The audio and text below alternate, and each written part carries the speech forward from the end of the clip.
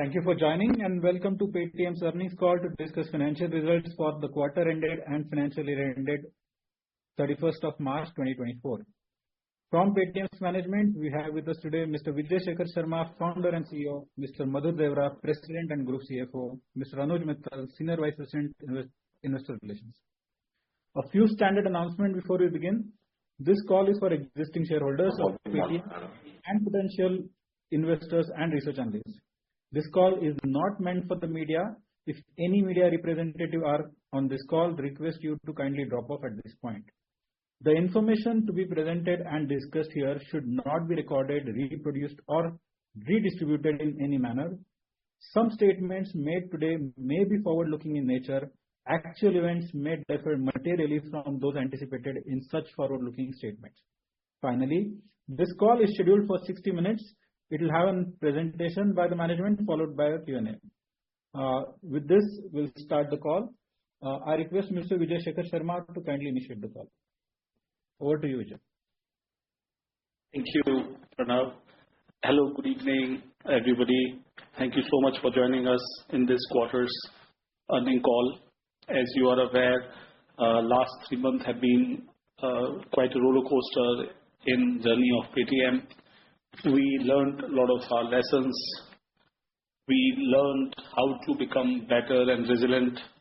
We also resolved ourselves to be fully compliant according to regulators' expectation and letter and spirit. And I'm very happy to see that our results are indicating that. Expectedly, the February and March month were very uncomfortably bad. At the same point of time, they were filled with lots of lessons for long-term sustainability and growth of the company. In fact, I'm very happy to tell you might have read the earning release that sort of our worst is behind us in terms of consumer and merchants and few line items of businesses that we, first of all, were proactively able to stop or pause or sort of reduce. We now have started to come back to those line items of businesses and started to build a large revenue and profit-centric company in long term. Many of our teammates in these days have been going through the test of the time, lessons and learning of life, where they have learned what we needed to do and what we have been able to do. In fact, I can say that as PAYTMer, I couldn't be more proud of each of our teammates' commitment. In this quarter, we have 2 months of impact of the business. Still, we have the performance at annual level, which is better than last year, and we remain committed to grow sustainability with focus on profits, with focus on the core of the business, which is payment business and cross-selling of financial services business.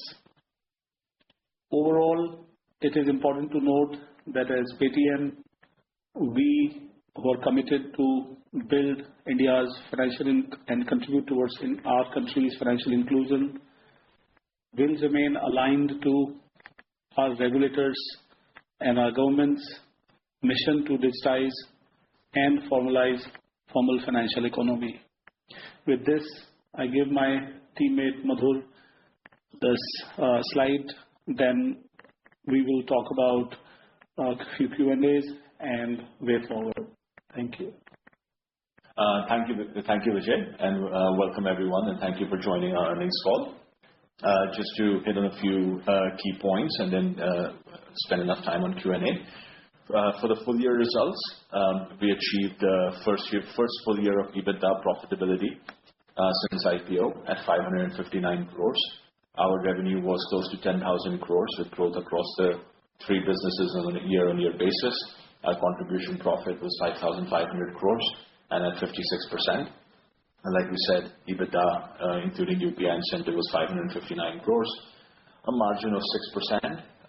So all of this is evidence to say that we have significant momentum all through the year, and we're outperforming every metric from the previous year and frankly some of our internal estimates as well.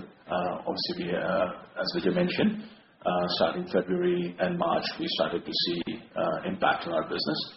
Can we go to the next slide, please? For the quarter, we did see a revenue drop to 2,267 crores. This was a decline on a quarter-on-quarter basis. Normally, there is some festive impact, but obviously most of this impact, vast majority of it rather, was due to the transitions that we needed to do starting February 1. Our contribution profit also declined 1,288 crores, flattish on last year, including UPI incentive and 57% margin. Our EBITDA before ESOP was 103 crores. As we mentioned earlier, we got 288 crores of UPI incentive, which is over a 50% growth from previous year, including some UPI incentive that we get from our new partner banks. Can we go to the next slide, please? A little bit of a deep dive on our business.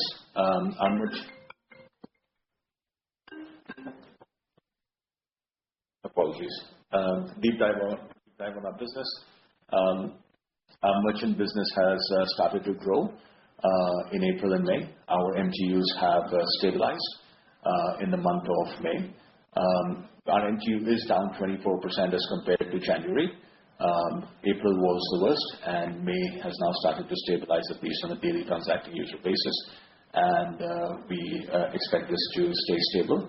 Our MTU growth will come only when we get the new TPAP user onboarding commencement from NPCI.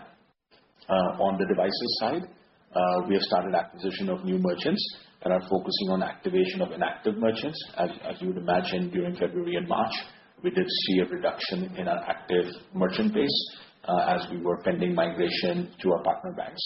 So the active base declined by 10 lakhs, so roughly about 10% of our overall merchants did become inactive. This was due to higher attrition in February and March, and also because we were not doing new merchant addition, which normally would offset at least the regular attrition as well as show increase in numbers. We remain very, very committed to the subscription device merchants and that business. We continue to innovate and launch newer devices with improved features. A couple of them are on the cover of this presentation. On our payments GMV, we have slightly better news to report. The business has come off its worst. We did have about 12% impact. 12% of our GMV was coming from businesses which are currently discontinued or disrupted. This also includes the services that we were distributing for Paytm Payments Bank, such as wallet and Paytm Payments Bank net banking, but also other places where we're taking a prudent view. Excluding that, we are down 6% compared to January, and we're about 3 to 4% higher than the March lows. So we do expect this to continue to show uptick from here on. Can we go to the next page, please? On payment services, in terms of a little bit of outlook, just to calibrate everyone, the business now becomes primarily about focusing on UPI, which is 80 to 85% of our GMV, card processing, and EMI payments processing. So consumers are effectively in India paying merchants using these three instruments. And of course, as you know, we have customers on our app as well as merchants for whom we provide payment processing services. Our GMV was down a little bit, like we mentioned earlier, up on a year-on-year basis. Merchant subscription, this is a device space. Our net payment margin is impacted, so 748 crores excluding UPI incentive became 565 crores and 853 crores including UPI incentive. As I mentioned earlier, the business is about UPI, debit and credit cards, and EMI. I just want to remind everyone on the business model. So for bank-to-bank UPI merchant payments, we don't earn an MDR from the merchant, but we do receive subventions of the government, which is the UPI incentive that we talked about. There are other instruments where we earn MDR from merchants, including certain instruments that work on the UPI rails, such as RuPay credit card, credit overdraft, and so on.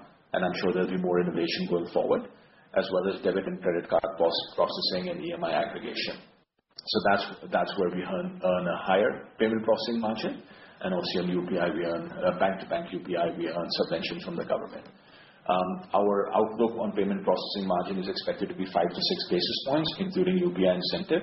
We have elaborated on this in the earnings release, that just the way the quarterly numbers work, we expect this to be in the 3 to 3.5 basis points range on a quarterly basis, and including UPI incentive to be 5 to 6 basis points.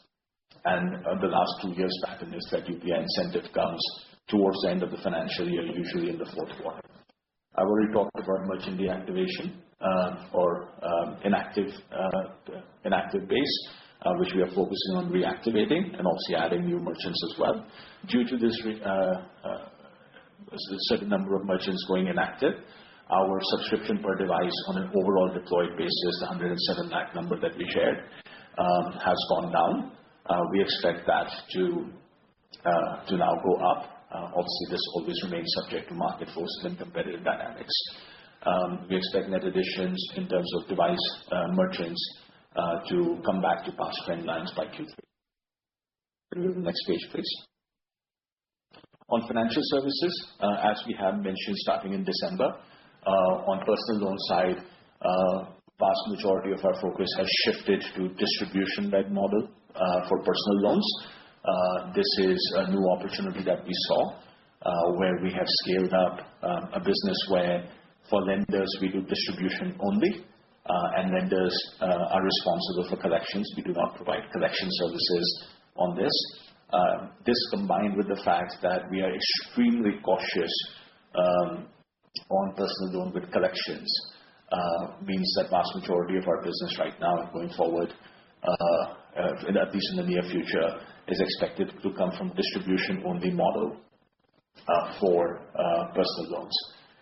Our take rate overall has gone up a little bit, as we had mentioned earlier, that postpaid have slightly lower take rates. So when with the mix changing more and more towards personal loan and merchant loan, our overall take rates have gone up a little bit. Given that we are going to focus on distribution-only loans, and at least at this point in the credit cycle, be really selective on focusing on prime and super prime customers, there might be a slight compression in our take rates, and we are overall saying we should settle this at 3 to 3.5%. We are expanding our focus into insurance broking, as we had mentioned over the last couple of quarters. This is focused on being extremely product-led, so embedded insurance and DIY products. So vast majority of our effort goes into building the best-in-class DIY products for consumers. On equity broking, 2 separate pieces of business. One is to have a great platform for equity trading and F&O trading, which is PAYTM Money. We're also expanding distribution of mutual funds, where we see strong tailwinds in terms of participation in the equity markets by retail investors. Here our key focus is on SIPs, where we think we can expand the inclusion, financial inclusion towards wealth management products. Can we go to the next page, please? So just to double click on that a little bit, on the consumer loans, we are expanding on different types of distribution-only loans, where we earn only distribution fees, and we have paused small personal loans and postpaid loans, as we had mentioned earlier, and where we were helping partners with collections to earn distribution and collection bonus. On merchant loan, our continued focus remains on merchant loans where we deal with collections, because these are existing payment merchants of PAYTM who are receiving lots of money using PAYTM every day. So that remains the core focus. We are starting to see some opportunities and starting to do some pilots on different types of other business loans. These are, for example, larger ticket loans where we're only doing distribution. So that's another part of the business. As you can see on the right-hand side, we have given you monthly data, just so that you can see what the trend lines of the business have been during this period of transition in February, March, and April. So in January, we had done 3,300 crores of total dispersals. 720 crores of that was postpaid. Like I mentioned, that is paused. 1393 of personal loans included both models, distribution only and distribution plus collection. Going in February, March, and April, all of these numbers are on distribution only model. And in merchant loan, we had done about 1100 crores, broadly paused that in February. and now we're starting to see significant scale up in that, close to back to previous levels. Can we go to the next page, please? Marketing services. This is a high margin business for us, which is upsell on our payments consumer base, and this consists of travel, advertising, and credit cards largely. Travel and advertising revenues have been impacted due to lower MTUs during this period compared to the previous period. As we see stabilization and growth in our customer base, we should see this business scale up again. Can we go to the next page, please? We also wanted to share some of the financial impact. So we have broadly broken it up into 3 buckets. The big picture is that last quarter, there were obviously a bunch of moving parts, and some of them affected us earlier in the quarter, and some of them affected us later in the quarter. So the full EBITDA impact, effectively the full quarter impact, will only be felt in Q1, and we do start to expect meaningful recovery from that in Q2, because we mentioned a number of things are temporary and we can restart. So to begin with, the first is, as we had mentioned, I think it was January 31st or February 1st, then on account of embargo on the PPBL products, particularly inability for customers to add money to wallet and PPBL bank accounts, there is an EBITDA impact to PAYTM as a distributor of those services and for other services that we provided to PPBL of about 500 crores on an annual basis. We had given a range of 300 to 500. We think we're going to be at the higher end of that range, unfortunately. So most of this impact will start from Q1, because for vast majority of Q4, we were offering these services, although on slightly smaller scale, but the volumes were more or less intact.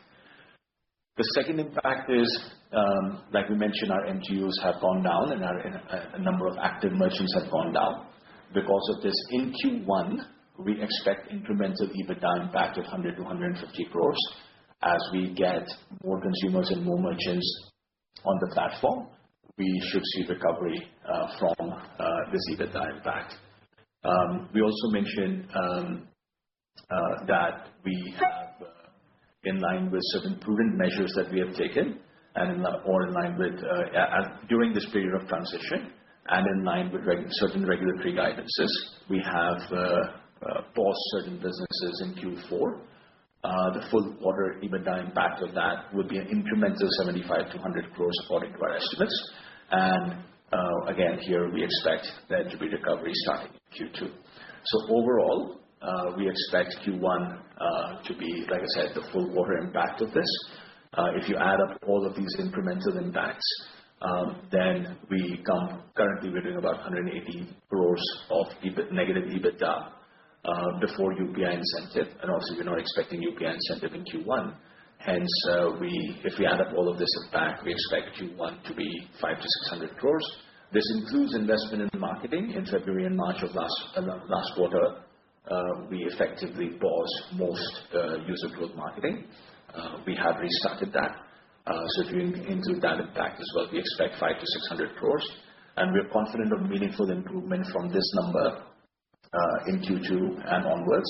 And the reason for that is that certain products which have been paused, some have already restarted, some we expect to restart very soon. And we're also achieving steady growth in operating metrics. We have put a bunch of commentary in the earnings release about how we're looking at cost. There is opportunity for us to create a much leaner organization structure in line with some of the revenue and profitability impact that we have had. We're very conscious about the fact that we need to relook at every cost. Our largest indirect cost is, of course, people cost, and we're expecting annualized people cost savings of 400 to 500 crores going forward. Can we go to the next page, please? I'll turn it back to Vijay to talk about our focus areas going forward.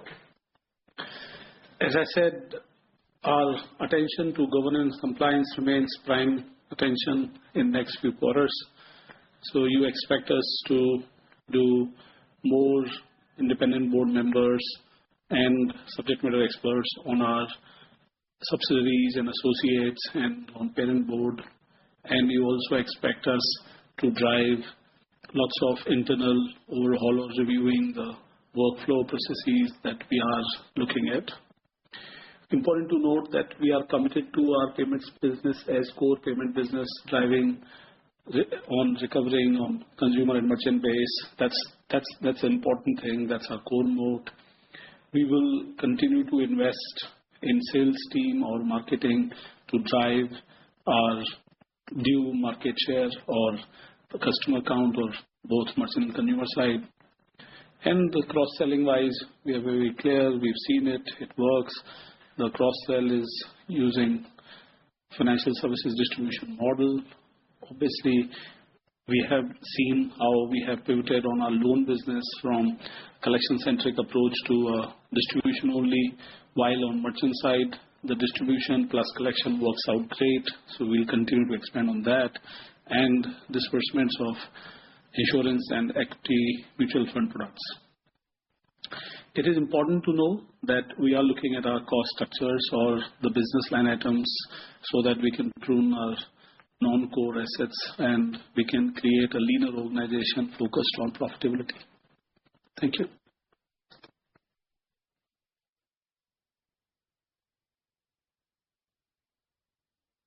Back to those. Yeah, we can open it up to questions. Thank you. First question we'll take from Alok Srivastava of UBS. Alok, you may please go ahead.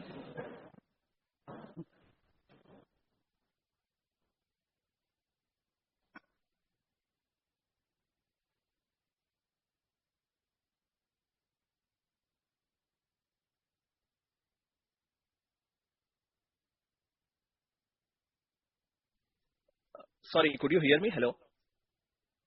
Yes, no, Alok, you are not audible. Can you please? Oh, sorry. Sorry. Yeah.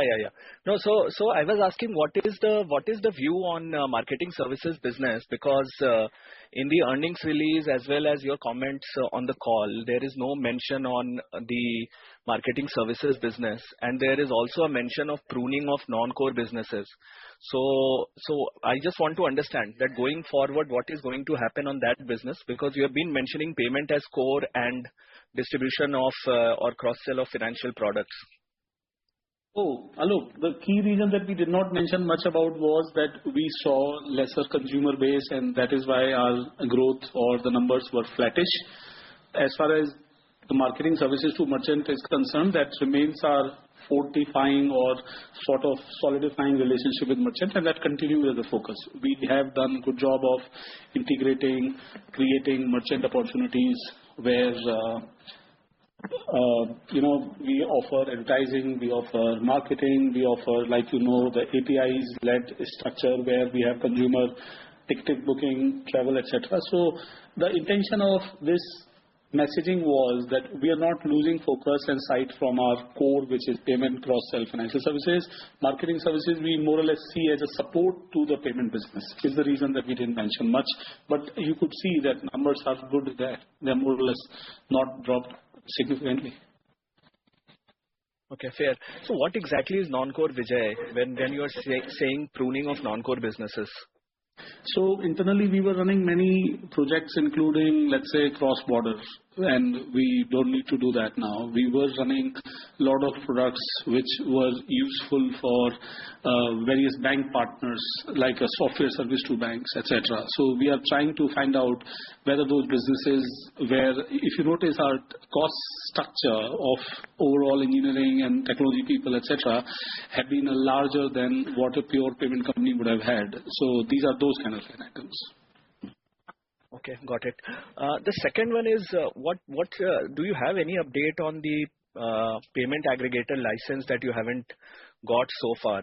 And do you see any risk that your existing customer base that you have, that could also be impacted at some point in time? Can RBI say that government has not given an approval and we have reached a point where, the existing customers also you will have to give up? Do you have any update on that? And also, if you could let us know if over the last 3 months you have lost any of the big online, payments customers. So first of all, the RBI has a variable approval, sort of, that inform us in 15 days of getting feedback from government. So there is no delta of that how long it is or not, in more or less. So we don't foresee that as a risk there. As of the approval, it is interministerial committee meetings. I think it was due or will be due once the government gets formed. I can't say much comment about when will it be done or so on. So that is why we are in waiting state. As for losing any online merchant, no, we did not lose any. We have actually focused on deepening relationship by farming relationships. So practically speaking, I can share that our revenues from online merchants have grown on a product to product basis. Obviously, our revenues included other payment instruments like postpaid, etc., that we would used to have, which we have paused. So that part of revenue, if we don't account for, then like-to-like basis, our revenues from our online merchants have increased. Okay, fair. I just have one more on your guidance of Madhur 3 to 3.5 basis point NPM X of UPI incentives. Your UPI incentive roughly was 1.5 basis point in FY24. And when you look at government allocation to UPI incentive, that number is growing at a slower pace versus the growth of overall UPI P2M GMV. So incrementally in FY25, when you are likely to lose market share, means I'm finding it difficult to understand how you will get 2 basis point when this year you did 1.5. So unless I'm missing something, shouldn't it be more like a 4 to 5 basis point kind of a guidance for NPM? Yeah, sorry. So just a couple of clarifications. I think the incentive scheme this year was very, very similar to the incentive scheme last year in terms of how they think about industry and non-industry teams, groups of merchants, and what the incentives were to the acquiring banks. So it was very similar. As you saw, we got a number which was slightly more than 50% more than the previous year. So that's the first point. Second is on acquiring GMV. Of course, we have not seen a few months of growth, but it's more or less back to, especially UPI acquiring is more or less back, in fact, probably about flat to January. So yes, we haven't had the growth that we would have otherwise had from January to April, but our acquiring numbers, including on UPI, is very strong. The third is purely, look, UPI was previously 70% of our GMV, and now it is going to be 80 to 85% of our GMV. So that has a little bit of a blending impact as well. And finally, while overall our UPI incentive sharing with partners is similar to what we had with Paytm Payments Bank, there are some small nuance differences. And the final point is Paytm is now a TPAP. So there's a small amount of money that the TPAP gets, which we will also get going forward. I think, Alok, overall, I also want to tell you that UPI is headed towards MDR. If you notice the indication of different payment instruments that have come on UPI. For example, like RuPay on UPI plus 2,000 rupees payment, meaning upward of 2,000 rupees payment is MDR charged to the merchant. Credit on UPI also is very clearly out there with the charging to the merchant, and then prepaid on UPI is also charging towards merchant. And if you notice, regulator has brought 3 different buckets of merchants: small merchant, mid-sized merchant, large-sized merchant. In my opinion, while the government incentive are, like you said, that may not be growing in the same ratio as UPI is growing, but at the same point of time, the percentage growth of UPI in itself is not very, very large as a volume, but on other instruments, which are MDR worthy. So we don't see that there is a reason for it not to be in the 5 pips range. Fair. Okay. Thanks a lot. All the best. Yeah. And look, of course, this is all basics that next year's UPI circular will be very similar to last year's. Like last year was very similar to the year before.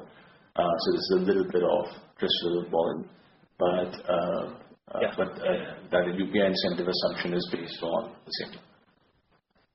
Yeah, that's fair. Okay, thanks. Thank you. I request all the participants to limit their questions to 2 per participant. We'll take next question from Sachin Salgaonkar of Bank of America. Sachin, you may please go ahead.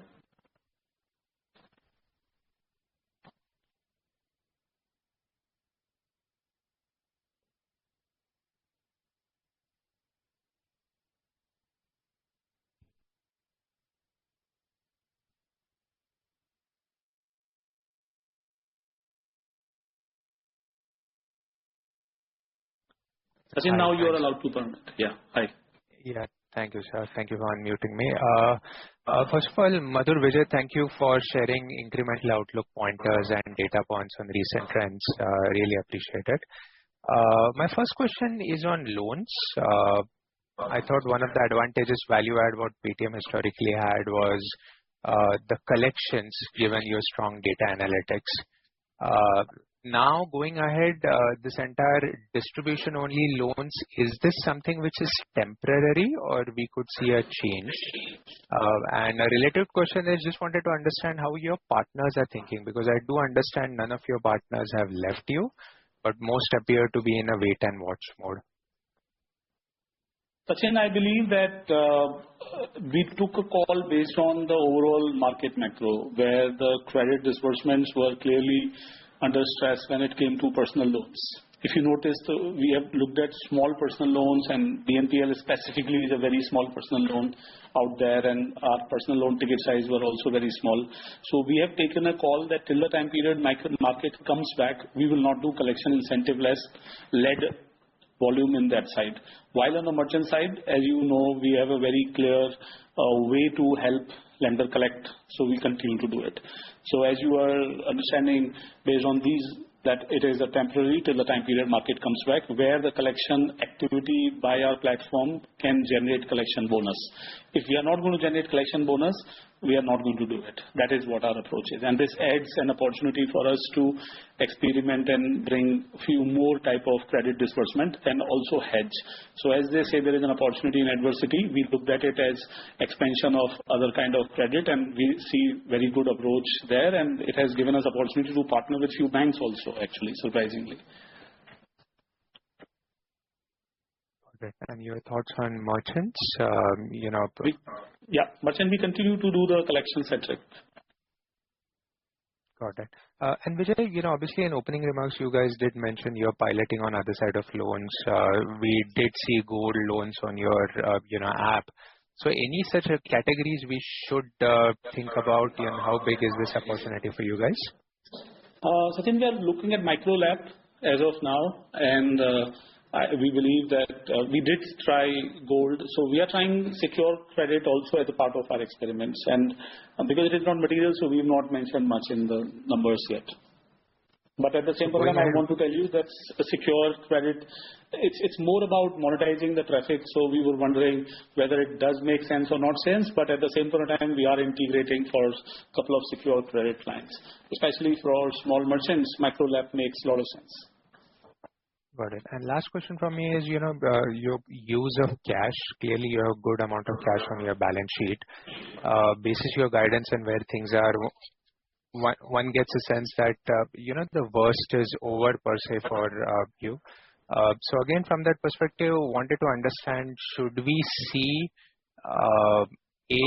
some kind of a buyback to help the stock, or could we see further heavy investments in marketing as you focus in terms of acquiring more users and merchants? Sachin, I do not mind telling you that, like I told you, that we will invest in customer acquisition for sure, because that is the first right of our business. At the same point in time, wider use, I will ask Madhur to comment on that. Yeah.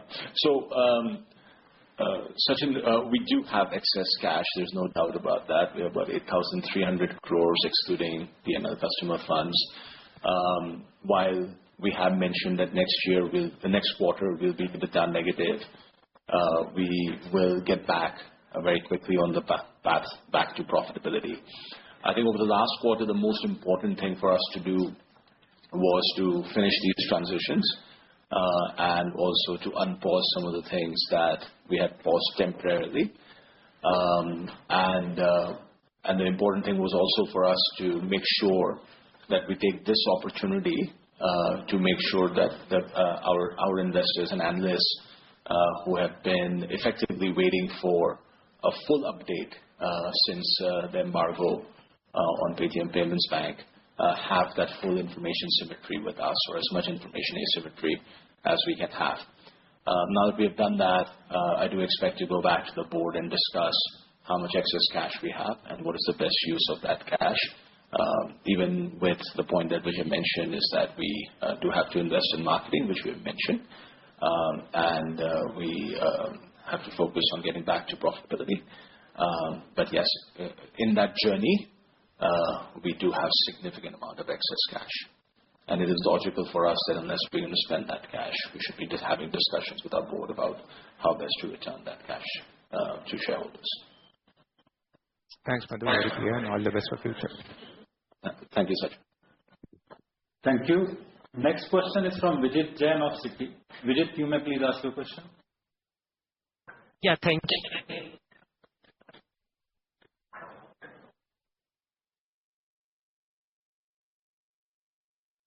Hello, can you hear me? Yes, we can hear you now. Yeah, hi. Thanks, Madhur. So, Madhur, my first question is, so aside from the impact on your UPI market share, which we can see in the data, can you talk about the overall, the recovery trajectory that you're seeing across merchant categories in general in GMV terms? So online, in-app, offline, online, off-app, and also on a slightly different vector, if you can talk about enterprise and SME merchants. Yeah. So if you let's just go to the slide where we had GMV trends. So if you see, like we mentioned, there's clearly an impact of disrupted. There's an impact of. Sorry, I'm just going to get to that slide. Just give me a second. Sorry, here you go. So clearly, there's an impact of 12%. From disrupted instruments, and so that's 12%. Overall, like we said, we are down about 6 to 7% from January. Now, if we further break that up into consumers and merchants, and just to calibrate everyone, when we say consumers, we mean transactions that happen on the PAYTM app, which is for the most part of it bill payments, as well as some of the commerce categories that are on the PAYTM app. And the merchant side is all the offline merchants where we help merchants accept payments, as well as on the online merchants. So that business, if you can see from this chart, Vijit, has been significantly less impacted to begin with, and has stabilized earlier. So even as the consumer side, because of MTUs, was declining, this stabilized here, and then it had gone up here. In terms of the further cut of this against online enterprise and what we call sort of soundbox merchants or QR merchants, I think EDC, which is card machines, was the fastest to recover and is actually higher than January levels. And online and semi-organized was slightly slower, and semi-organized especially because we had to do the migration to partner bank. And obviously that's a very large base of merchants. So to be able to communicate to all of them all at the same time that there's no reason to be worried, we will be able to offer you continuity of service is more challenging. So we saw that impact to be a little bit longer. But that has started to come back very meaningfully as well. So there isn't a huge difference between the three merchant categories as I described them, which is organized offline, kind of semi-organized and unorganized offline, and the third being online. There isn't a huge difference, but there was earlier and more recovery in the organized offline market. Got it. Thanks, Madhu. Madhu, my second question is, just looking at the 1Q guidance that you've provided, and thanks for providing that. So if I look at the EBITDA guidance for 400 to 500 crores of losses, seems to suggest you will have maybe somewhere around 40% contribution margins with whatever fixed cost structure you have. So I'm just wondering if you could walk us through how you get from 40 to back to 50% contribution margins, which is also your medium-term guide here. And are there specific one-offs in this 1Q guidance, or is it all to do with the scale that you are hitting in 1Q? So, Vijay, our indirect cost base is about 1,200 crores. Right. So if you do that math in the 15 to 16, and of course we're working with ranges here. We don't expect contribution margin to go down to 40%.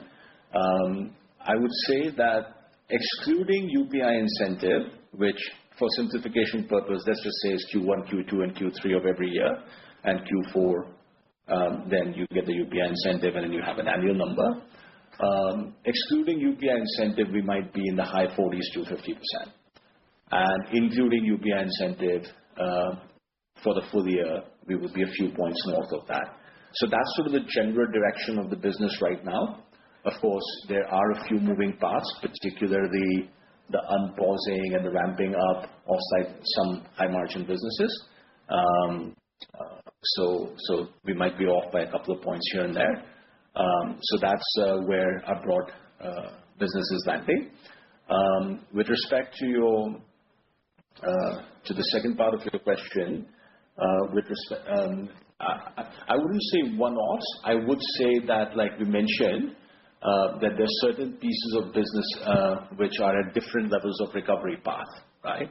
So for example, the user side of the business, just the MTU base, has stabilized, but the growth of that depends on new user onboarding. The merchant side of business is slightly more under our control in the sense that we are doing enormous amount of reactivation efforts, especially to the 10 lakh odd merchants who went inactive, and we are adding new merchants as well. So that recovery is a little bit sharper, and we will start to see that even in Q1, let alone, and obviously in Q2 and Q3 as well. So I would call them sort of temporary impacts with slightly different recovery paths back to the original trend lines, as opposed to necessarily one-off items. Got it. Last question, if I can just sandwich that in. The merchant loans is obviously recovered pretty well, right? You're almost back to where you were in January on that. Now, is that, and you mentioned that as well, Madhur, when you spoke just now. So suffice to say, greater confidence in continuing to ramp this as per original plans going forward from here, whereas consumer loans, obviously, because the product has changed quite a bit, is a little bit slower growth. That's how one should look at it. And within consumer loans, if you can talk about, how much of the April run rate is, these very high ticket loans of, the ones that you launched in December quarter. Yeah. So on the first part of the question, on the merchant loan where we are doing collections, which is vast majority of the merchant loan number that you see here, which is 971 crores in April. I would say yes, there has been significant recovery, nearly back to the January numbers. But I should add that the reason why we make this distinction between collection and distribution only is because we do take up, this task of doing the collection. We also take up some sort of a sync up obligation with the lenders that our collection should be effective. Hence, if we are finding any concerns, either as a macro or in our base, on potential asset quality deterioration, we take a very, very conservative view to the extent of working with lending partners to slow down dispersals or to get much more targeted and so on. So even in the merchant loan business, while there is this ramp up and significant momentum and tailwinds, we are going to be very focused on signs of asset quality deterioration. So I don't want to create an expectation that, we will very soon be doing numbers much, the same as before or much larger than before, just because of the momentum that we're seeing over the last 2 or 3 months. Because our most important metric is whether our lending partners are seeing any kind of asset quality deterioration on businesses where we are doing collections, right? So I would say just a little bit of wait and watch and give us some time to just make sure that, and there could also potentially be some signals of, hey, there's some latent demand here, because when we don't do business in February, then there might be a little bit more to do in March and April. So we are very focused on this business. It is core to us. It has performed very, very well for us in the past, but we are not going to sort of just extrapolate mindlessly. On the new type of loans where we do not collect and only get distribution fees, that's a very small part of the business in the last 3 months. They're encouraging in terms of having done a lot of the upfront work and the partner interest in scaling this up, but I think for now you could call it a pilot. Did I miss one of your sub questions, Richard? No, thank you, Madhur. That's about it. Thank you. Okay. Perfect. Thank you. Thank you. Next question is from Rahul Jain of Dolat Capital. Rahul, you may please go ahead. Yeah, hi. Hope I'm audible. Yeah, Rahul, you're audible. Please go ahead. Yes. So a part of my question was answered, but just trying to attempt it in a different way. Our guidance kind of suggests that our cost on an absolute basis would be stable. Is it simply coming because of lower net payment margin, or there is more built into that to come to that number, or it's simply more conservative to begin with? Rahul, I think it's a couple of things. One thing I should point out is that in Q4, our marketing spend was roughly half of what we spent per quarter. And that was deliberate because in February and March, we want to make sure that transitions are completed, as opposed to really focusing on specific user campaigns, right? So we do expect in Q1 our marketing cost to be higher than Q4, because now we are seeing, and you saw some of the ads hopefully at the beginning of the call. These are ads that I think we have launched or about to launch, Vijay can tell me. So this is really just straight from the oven, and we're going out with that. So we will spend more on marketing. Q4 was abnormally low. So there is that one impact, and I think we've mentioned that in the earnings release. But it will be partially offset on indirect cost side by some of the people cost actions that we have taken in the past, and the sort of expectations that we have created here of 400 to 500 crores of annual people cost savings. But that takes a little bit of time to come through fully in the financial numbers, so we will not see all of that in Q1. Right. And question for Vijay.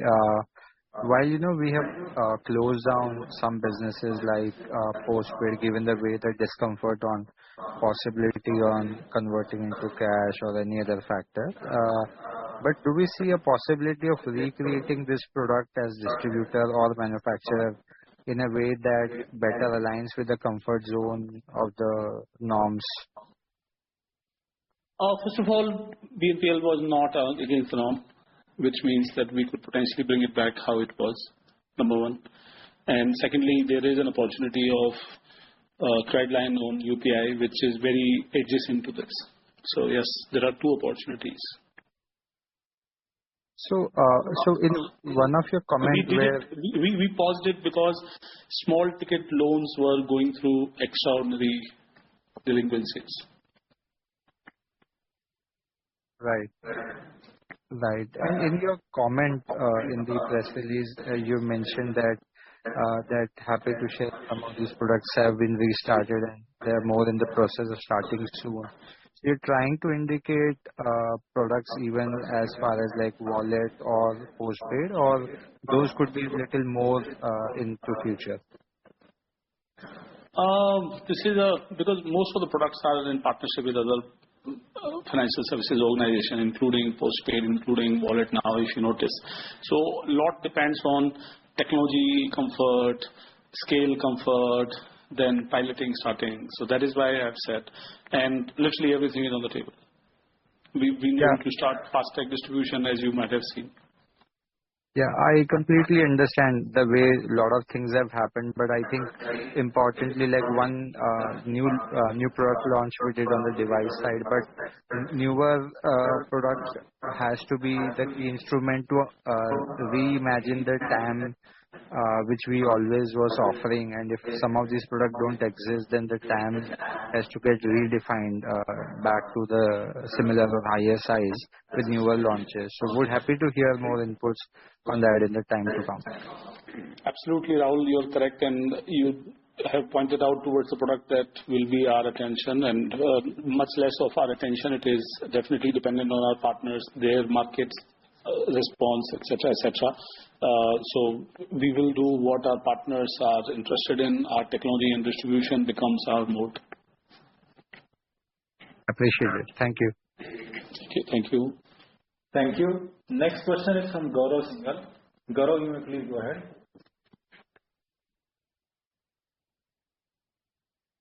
Yeah, hi. Thanks for taking my question. So I wanted to understand your view on break-even, given that next quarter, from what I understand, is expected to be like a bottom, a 500-600 crore loss, and then improvement from there on. But if I just look at the various moving parts here, I mean, the net payment revenue now, it seems is structurally lower. And then on the lending side also, you mentioned you're not going to scale it up aggressively from the April number that you have disclosed. So maybe that's also more gradual scale up. And then marketing and other is probably more, I guess, trend in line with GMV. So if we put all of this together, it seems there is not a lot of path near term for break even, but I'm wondering if you have a different view, or if you feel like in 4 or 5 quarters you do see things coming to break even again, and then if yes, what kind of path do you have in mind? Thank you, Gaurav. This is Madhur. Maybe I'll take your question. So I think there are various drivers, right, for our business. So one is on the payment side itself. We are seeing, as you saw, GMV recovering, and obviously GMV has a direct impact on margins. Payment processing the payment processing money that we can get, like in absolute rupee and dollar terms. So that's the first one. Second is, as we mentioned, the sort of, if you will, a little spike in the inactive merchants, which we are now fixing and correcting and reactivating, does result in additional subscription revenue, which effectively goes straight down to the bottom line, or at least to the EBITDA line. So that is a very positive contributor going forward. On financial services, I think they're a very interesting conversation for us to have with our lending partners now that the payment business has stabilized, as we have said in the presentation. I think those conversations were, quite frankly, a little bit harder in February and March than they are now, especially now we are sort of public with all of these numbers. So I think those conversations are a lot easier to have now than they were in February and March. I think it's hard to be very, very specific about which one of these line items will do better than expected, and which ones may not do may not grow sort of very significantly from here. What I was coming to do, Vijay, was just a basic approach to be conservative. We are not seeing issues in asset quality in merchant loans, but I also wanted to be calibrated about creating an expectation that would automatically translate into us, dramatically growing the business. But there are opportunities in lending, both in the distribution-only model and personal loans, as well as scaling of merchant loans, both with collections and without collections, and the pilots that we have in secured lending. In addition, insurance and wealth can become positive contributors going forward. These businesses are not quite of the scale of our lending business right now, obviously, but there is incremental money to be made. And on our commerce and cloud businesses, I do think we can do a lot more about being sharper about getting slightly greater monetization per MTU or engaged customer than we currently do. And finally, on the cost side, while, like I mentioned, in Q1 we'll spend more on user growth than we did in Q4, because Q4 was abnormally lower, we are very focused on making sure that we are lean as an organization and that we have a lot of discipline on costs. So across the platform, there are many, many opportunities. I think we did sit down and think about whether this is the time for us to give slightly longer term guidance beyond Q1. And we thought that as we are having these discussions with partners as well as internal conversations about where the next 100, 200, 500 crores of bottom line is going to come from and over what time period, we thought it's better to wait. We should give the Q1 guidance, but it is better to wait until at least July, if not a bit longer, to be a little bit more specific about when exactly we get to EBITDA breakeven.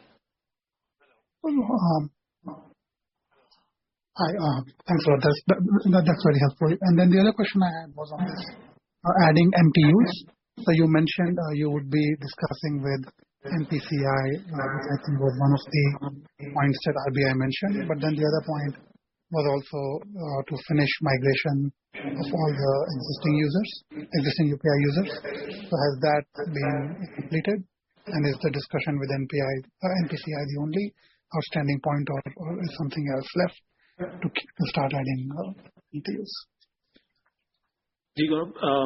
I think as a migration, logically the migration was of the system and technology, because as of consumer, as you can guess, let's say we have X million customers, only a fraction of them come, and not every one of them will effectively come in the lifetime to get migrated. So we can, and we do the migration of these customers as and when they come on the app. So we are very actively converting them and migrating them.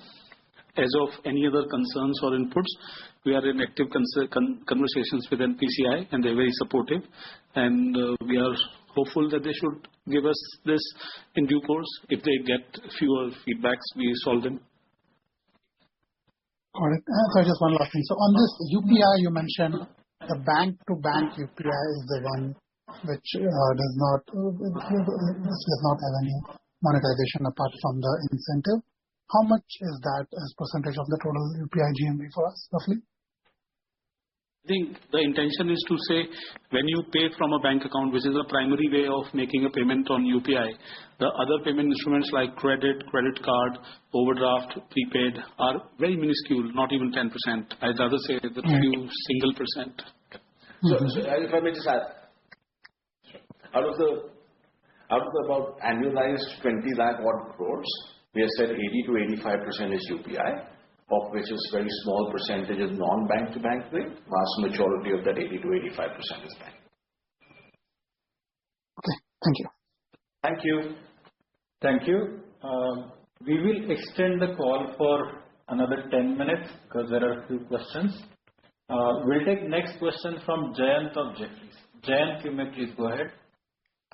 Thanks for the opportunity. First one is to Vijay about this 400 to 500 crore of annualized people cost savings.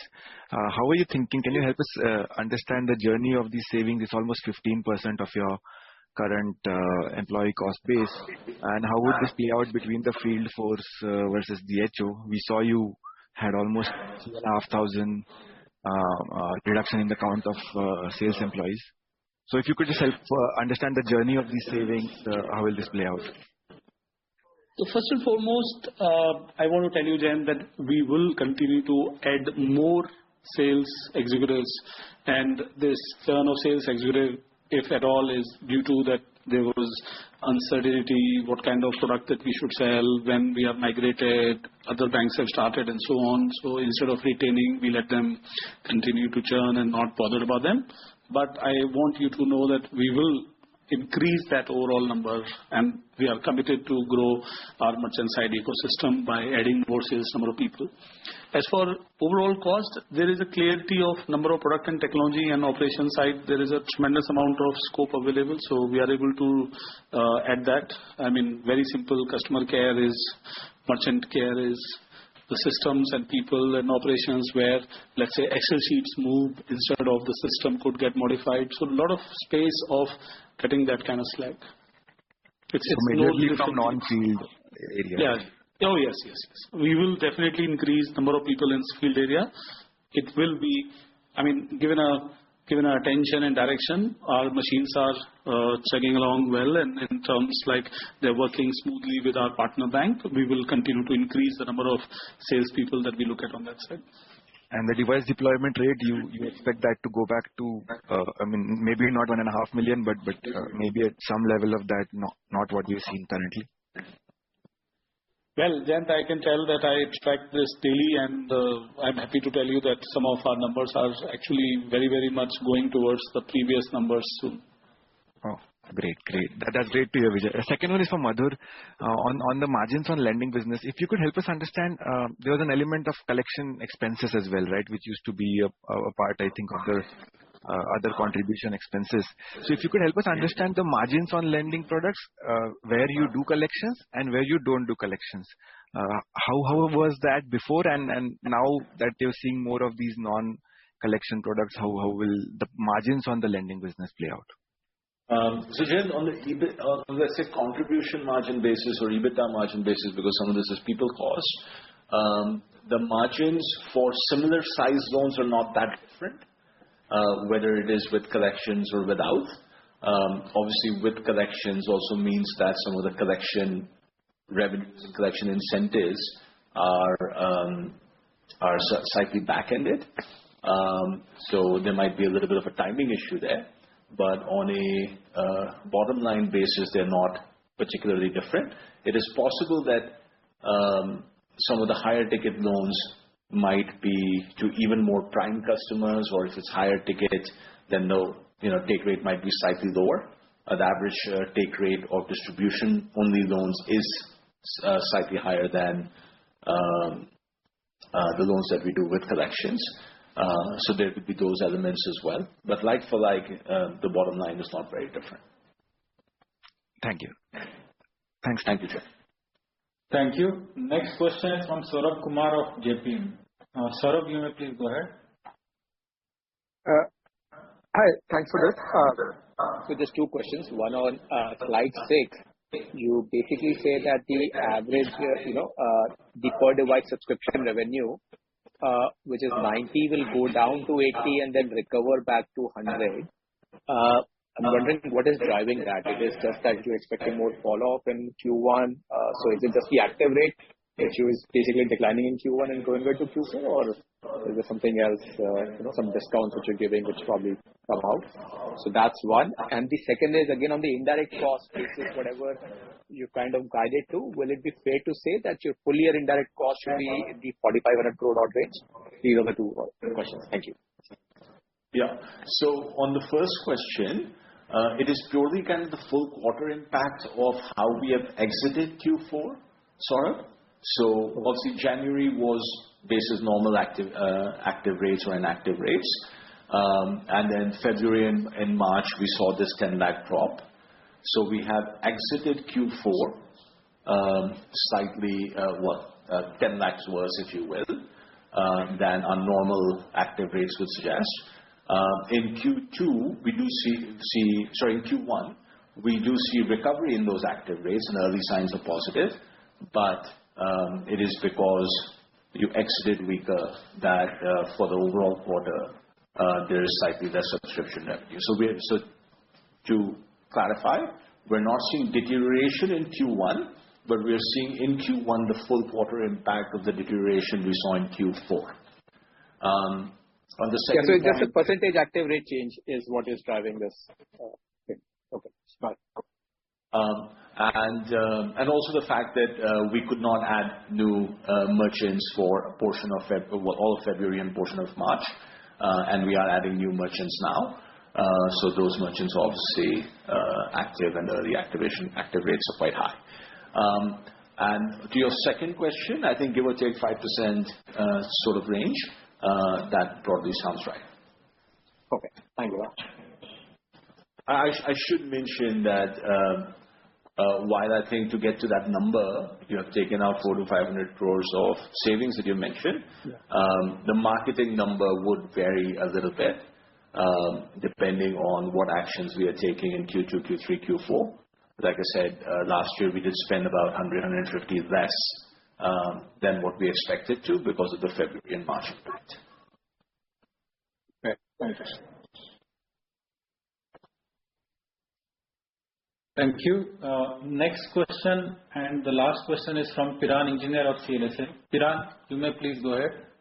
Yeah, hi. Thanks for taking my question. Am I audible? Yeah, you're audible. Yeah, thanks. Just firstly, if you can just comment on how many lending partners are active with you as on date. And in this sourcing only model, is there some sort of FLDG agreement or any sort of that sort of stuff? Because there's a lot of media speculation around it. So I just want to clarify this. Yeah, none of the lending partner has committed any agreement with us. So practically, depending on disbursement rate, yes, no, maybe, and so on. So everybody is on. As for FLDG, we have not given or don't plan to. We rather would go in disbursement only model like we are talking, as you can see. And as for media report, we did file the stock exchange clarification next day, so hopefully that clarifies. But Vijay, just to be fair, this 2,000 crores of disbursements you all did in April, that has come from all 7 partners. Have all 7 contributed, or is it some are dormant, some are... Because at least one partner is public about wanting to reduce the share to 0. Yes.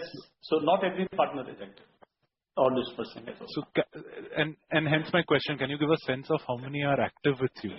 Again, this is more about the comfort, like I told you, Piran, that which state of business stability are we at.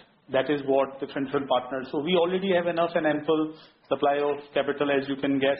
We are doing these numbers as you are seeing them. So we rather are trying to find out for disbursement of, in a merchant side, as you can see, the numbers are showed up and we are expanding on that but up to a particular level. But we are more focused on disbursement-led partners, which could be many more different kind of partners than the same partners as before. So the approach here is not necessarily to go to the same partner for the same product, if you notice. Okay. Because we are not doing BNPL and personal loan with collection, so we may not need to necessarily seek that partnership. And Piran, I'll just add one other thing, which is that while we have had the disruptions that we had in February and March, and the pausing of business and unpausing of some of those already and unpausing hopefully more later, I think we also have to keep in mind the overall context of the market, where partners who are doing lending with players like us also have different views about what their approach should be given the overall market backdrop, right? And we have always worked with our partners on the basis of you should only lend to people that you're comfortable lending to because we don't give you FLDGs, right? So partners will take certain views from time to time, which is why we have been talking about how many partners we have and our desire and focus to increase those number of partners, because we don't control partner decisions, nor do we influence partner decisions, nor do we try to catalyze partner decisions by giving FLDGs. Got it. Okay, that's clear. Just a couple of clarification questions, if I heard them correctly. Did you mention that the UPI incentive sharing with the new bank partners will be similar to what you had with Paytm Payments Bank? Our overall commercials are similar. Some of the nuances of arrangements might be different. Because remember, in the case of Paytm Payments Bank was running UPI. It was hosted on Paytm app for customers, and we were also a merchant acquirer for Paytm Payments Bank, right? Our model going forward as TPAP is different, right? So the arrangements that a TPAP would enter into with a partner bank, a sponsor bank, would be slightly different than the arrangements that we had in the past. But the commercial impact to us is roughly the same. Okay, that clarifies. And secondly, could you just explain this thing on the previous participant's question? The subscription device rental is different for active and inactive merchants. Is that sorry, that was in the clarification. So if I understood the question correctly and the way I explained it, is that I think the question was, you have said 90 will go to 80. Does that mean that you are seeing deterioration in ARPU per customer in Q1? And the point that I was making is that we saw deterioration in ARPU per customer in Q4, especially on account of the inactive base going up by 10 lakhs, like we have described. So we have exited March with that state of play, and why we actually expect recovery of that, not full recovery, but partial recovery of that in Q1. So we expect Q1 momentum to be upwards, whereas Q4 momentum in the last 2 months was downwards.